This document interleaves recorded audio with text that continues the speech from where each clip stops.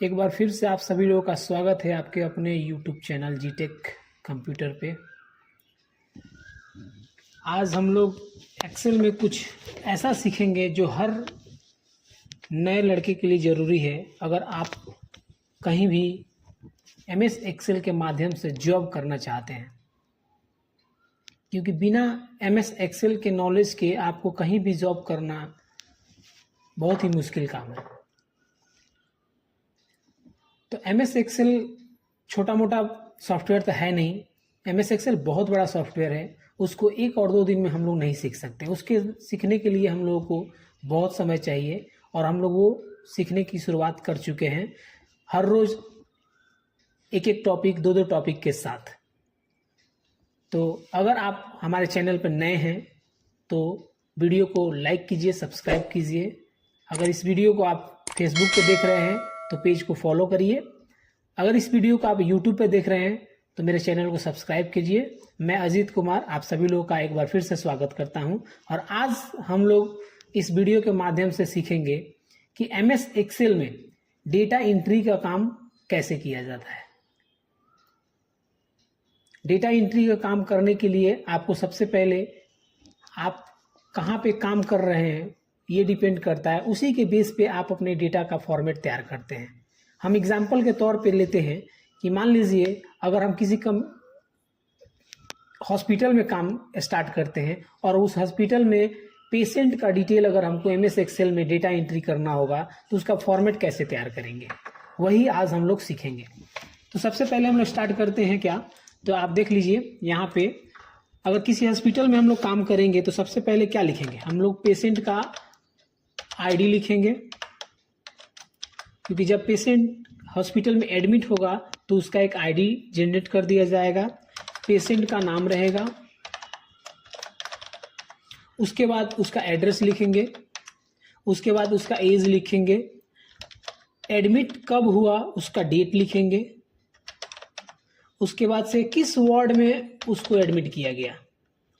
बहुत सारे वार्ड होते हैं हॉस्पिटल में, जनरल वार्ड होता है, ICU होता है, CCU होता है, तो कौन से वार्ड में उसको एडमिट किया गया। उसके बाद वो डिस्चार्ज कब हुआ उसका हम लोग डेट लिखेंगे और उसके बाद वार्ड का चार्ज, जिस वार्ड में है उस वार्ड का फी कितना है वो हम लोग यहाँ लिखेंगे, किस डॉक्टर से उसको दिखाया जा रहा है और उस डॉक्टर का फी कितना है वो लिखेंगे। उसके बाद हम लोग टोटल अमाउंट लिखेंगे। ठीक है, ये इंफॉर्मेशन हम लोग को डेटा एंट्री करना है। ये तो हम लोगों ने लिख लिया। अब इसमें आप ध्यान दीजिएगा कि इसमें बहुत सारा वर्ड जो है, कैरेक्टर जो है हाइड हो गया है।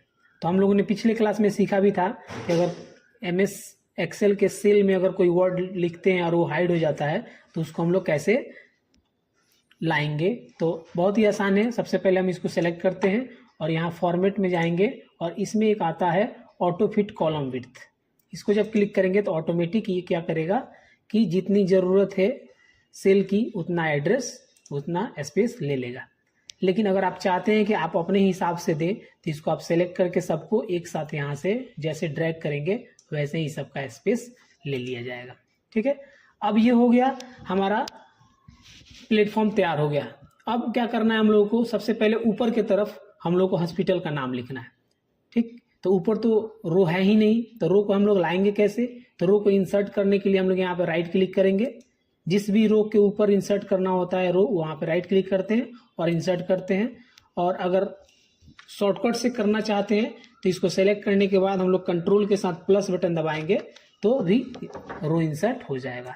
अब इसको हम लोग सेलेक्ट करके मर्ज कर देते हैं, यहाँ मर्ज एंड सेंटर, और इस पर हम लोग नाम लिख देते हैं। तो हमने नाम लिख दिया जीत सुपर स्पेशलिस्ट हॉस्पिटल। ठीक है, अब इसका थोड़ा सा हम लोग साइज बड़ा कर देते हैं, यहाँ से साइज बड़ा होगा। फॉन्ट अगर चेंज करना है तो हम लोग यहाँ से फॉन्ट चेंज कर सकते हैं, जैसा भी फॉन्ट हमको चाहिए। बहुत सारे फॉन्ट्स आपको इसमें मिल जाएंगे, जो फॉन्ट आपको अच्छा लगे आप उस फॉन्ट का यूज़ यहाँ पे कर सकते हैं।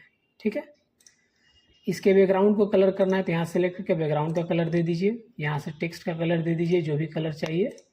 ठीक, यहाँ पे हम लोगों ने इसको सेलेक्ट किया, इसको भी थोड़ा बोल्ड कर देते हैं और इसका भी साइज एक साइज बड़ा करते हैं, इसका भी बैकग्राउंड कलर कुछ दे देते हैं और इसका टेक्स्ट का कलर दे देते हैं।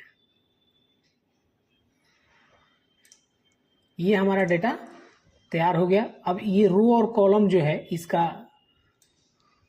बॉर्डर जो है उसको हाईलाइट करना है। सबको सिलेक्ट करेंगे, यहाँ से ऑल बॉर्डर करके इसको बॉर्डर ला देते हैं। ठीक है, रो का हाइट अगर थोड़ा सा बढ़ाना है तो यहाँ से हम लोग सेलेक्ट करेंगे और यहाँ पे इसको डाउन साइड में थोड़ा सा ड्रैग कर देंगे, हाइट हो गया, बढ़ गया। ठीक, अब ये जो मैटर लिखा हुआ है ये बीच में नहीं है, इसको भी ऊपर की तरफ लाने के लिए ये वाला ऑप्शन पे क्लिक करेंगे, सेंटर में आ गया। अब क्या है कि ये तो हमारा प्लेटफॉर्म तैयार हो गया। अब इसमें डेटा एंट्री कैसे करेंगे? तो डेटा एंट्री करना है तो डायरेक्ट आप यहाँ पे एंट्री भी कर सकते हैं। जैसे PA करके अगर हम यहाँ पे लिखते हैं PA001, पेशेंट का आईडी हो गया, पेशेंट का यहाँ पे हम नाम लिख सकते हैं, जो भी लिखना है डायरेक्ट यहाँ पे एंट्री हम लोग कर सकते हैं। लेकिन हम लोग थोड़ा स्मार्ट तरीके से एंट्री करना सीखेंगे डेटा को। ठीक है, तो वो क्या स्मार्ट तरीका है? तो ये हमारा प्लेटफॉर्म तैयार हो गया। हम लोग इसका फॉर्म बना देंगे। फॉर्म बनाने के लिए क्या करेंगे, तो ऊपर में ये जो दिख रहा है ना, इस एरो पे हम लोग क्लिक करेंगे यहाँ पे, और एरो में यहाँ पे मोर कमांड एक ऑप्शन आएगा, इसमें जाएंगे और यहाँ पे पॉपुलर कमांड्स में हम लोग चूज कर लेंगे ऑल कमांड्स। और हमको क्या बनाना है? फॉर्म बनाना है। तो फॉर्म बनाने के लिए क्या करेंगे, हम लोग नीचे की तरफ आएंगे F वाले में, ये ए वाला सीरीज चल रहा है, ऐसे ही हम लोग आएंगे नीचे की तरफ F वाले, CIDEF वाले में हम लोग खोजेंगे फॉर्म कहाँ लिखा हुआ है। एक फॉर्म हम लोग खोजते हैं, फॉर्म कहाँ गया भैया? हाँ, यहाँ पे फॉर्म लिखा हुआ है। इसको फॉर्म को सिलेक्ट करके यहाँ से ऐड कर देंगे, इस वाले ऑप्शन में आ गया और ओके कर देंगे। यहाँ पे देखिए एक बॉक्स बन गया। अब क्या है कि हम इस कॉलम हेडर को सिलेक्ट करेंगे और इस फॉर्म पे जैसे ही क्लिक करेंगे एक मैसेज दिया कंफर्मेशन का, ओके करेंगे, आपके सामने एक फॉर्म बन करके आ गया। अब क्या है कि इस फॉर्म में हम एंट्री करेंगे और वो डाटा जो है यहाँ पे आपके रो में एंट्री हो जाएगा। जैसे पेशेंट आईडी में हम लोग लिखते हैं PA001। ठीक है, टैब से आगे बढ़ेंगे, पेशेंट का नाम लिख देते हैं करण कुमार, एड्रेस इसका लिख देते हैं पटना, एज लिख देते हैं 25, एडमिट कब हुआ था वो, तो वो एडमिट हुआ था 5/5/2023 को। वार्ड कौन सा है, तो जनरल वार्ड कर देते हैं। डिस्चार्ज कब हुआ था, तो डिस्चार्ज ये हुआ 10/5/2023। वार्ड का चार्ज क्या है, तो वार्ड का चार्ज मान लीजिए 500 हम लिख देते हैं। डॉक्टर का फ़ी क्या है, डॉक्टर का फ़ी 600। ठीक है, और टोटल अमाउंट ऑटोमेटिक निकाला जाएगा। ये सब करने के बाद जैसे ही हम लोग न्यू पे क्लिक करेंगे ये डेटा जो है हमारा यहाँ पे एंट्री हो जाएगा। आप देख सकते हैं एंट्री आ गया। सेम वैसे ही दूसरा भी कर सकते हैं, PA002, ऐसे ही अजय, एड्रेस हो गया इसका सिवान, एज हो गया 35, एडमिट कब हुआ था भाई 20/5/23 को। वार्ड कौन सा था इसका, स्पेशल वार्ड था। डिस्चार्ज कब हुआ 25/5/23 को। वार्ड का चार्ज क्या था, स्पेशल वार्ड का चार्ज 800 रुपया मान लीजिए। डॉक्टर फी का फी 600। टोटल अमाउंट हम लोग को नहीं लिखना है अभी, नेक्स्ट न्यू करेंगे, ये भी ऐड हो गया। तो ये एक आपने सीखा कि फॉर्म को कैसे बनाएंगे। अब इसको हम लोग क्लोज करते हैं। अब देखिए इसमें हम लोग को करना ये है कि ये तो हम लोगों ने कर दिया, यहाँ पे एडमिट डेट हो गया, डिस्चार्ज डेट हो गया, वार्ड का चार्ज हो गया 500 और डॉक्टर फी 600। अब हमको ये एक कॉलम हम लोग यहाँ पे ऐड करना है हमको, किस लिए, तो टोटल नंबर ऑफ डेज कितना दिन एडमिट रहा वो निकालने के लिए। तो यहाँ पे राइट हम लोग क्लिक करेंगे और इंसर्ट करेंगे, कॉलम आ गया, टोटल लिख दें नंबर्स ऑफ डे। अब हम लोग को निकालना क्या है कि कितना दिन वो हॉस्पिटल में रहा, तो इक्वल टू देंगे और discharge date minus admit date. जब करके हम लोग इंटर दबाएंगे तो ये डेट के रूप में आ रहा है, इसको हम लोग नंबर में कन्वर्ट कर देते हैं, सेलेक्ट करके जनरल कर दें या नंबर कर देते, चलिए 5 कर देते। 5 क्या हुआ, क्या लगता है ये आप 5 जो लिखा हुआ ये सही है, गलत है। इसलिए गलत है क्योंकि कभी भी डेट से डेट को हम लोग माइनस करते हैं तो उसमें एक चीज़ लगाना पड़ता है। ये 5 डे हो रहा है लेकिन गलत है, ये टोटल डे ऑफ नंबर हो जाएगा 6। कैसे करेंगे, तो इसको हम लोग डबल क्लिक करके एडिट करते हैं, इसको ब्रैकेट के अंदर लिखेंगे और लास्ट में करेंगे +1, 6 डे। अब इसको नीचे की तरफ ड्रैग कर देंगे, इसलिए क्योंकि जिस दिन वो एडमिट होता है उस दिन को भी लेकर के, जिस दिन वो डिस्चार्ज होता है उस दिन का भी हम लोग ऐड करते हैं। और कोई मंथ होता है 30 का होता है और कोई 31 का होता है, इसलिए +1 हम लोग करेंगे। ठीक है, और फाइनल अमाउंट हम लोग निकालते हैं। फाइनल अमाउंट कैसे निकलेगा, इक्वल देंगे हम लोग सबसे पहले, और यहाँ पे नंबर ऑफ डेज 6 है, ब्रैकेट के अंदर हम लोग करते हैं इसको, नंबर ऑफ डेज 6 है, मल्टीप्लाई करेंगे वार्ड चार्ज से। एक दिन का चार्ज कितना है 500, ब्रैकेट को क्लोज करेंगे, उसके बाद प्लस करेंगे डॉक्टर का फी, एक दिन का डॉक्टर का फी, ये टोटल हो गया 3600, इसको नीचे की तरफ ड्रैग कर देंगे, ये दोनों का निकल गया।